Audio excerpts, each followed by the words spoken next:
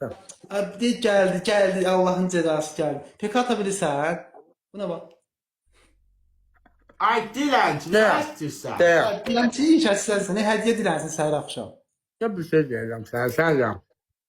Gel sohbet Sən edelim. Allah. kişisənsə söyüşsüz danış.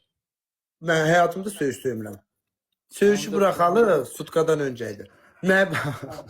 Gözlə bir Aç- dənə. Ne varsa. Köylərini çıxarmış. Biz dalaş. Niye soymuştum? İso var ya bir dənə. Tanıyırsan İso'nu. Yok. Gel bura. İso İso Brezilya var ya onu dalaşmışdı. Sen yığamadın o pula helemde. Ne pulu? Ben 6 ay bundan qabaq yayın açdığım dönemden beri 6 ayda maşın pulu yığırsan. Sən mənim fanatımsan, ha? Feyretin değil. Mi qıvırmı çıxırsın. Ha, görsən fanatımsan, onda maraqlanırsan.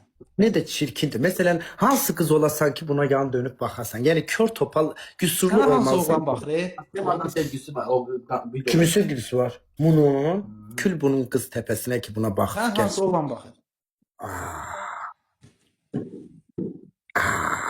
Gül bala. Gerçekten benimkileri görsen ağzın, Yıldız Tilbe'nin ağzı kimi yamular. Nə bilim, özünə hörmət edən oğlan yəni sənə baxır.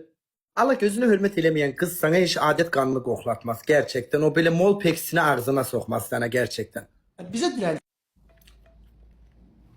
Hakikaten öyledir. Mesela Yok özüne ya. hürmet eleyen kız bunun yanında hiç gidip tuvalete sıçmaz.